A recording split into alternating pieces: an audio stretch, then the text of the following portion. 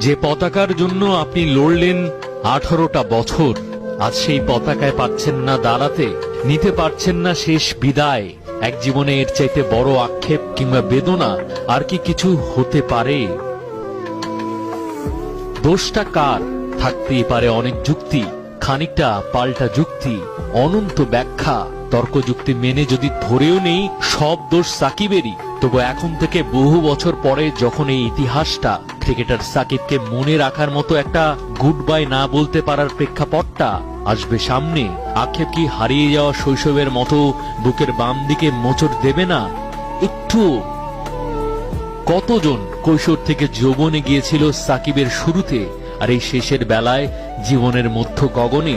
জীবনের সব ভালোবাসাই কি যুক্তি নিয়মের লাইনে দাঁড়িয়েছিল? বিদায়টা রূপকথার মতো না হলেও ক্যারিয়ারটা তো তাই ছিল।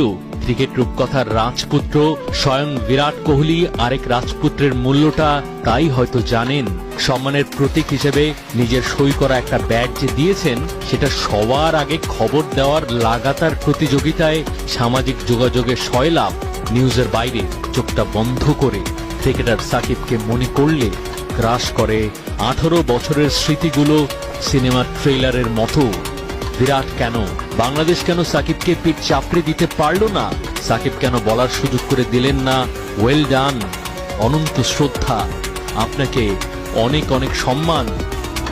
গুণীর গুণ করতে পারে না, নাকি গুণী ধরে রাখ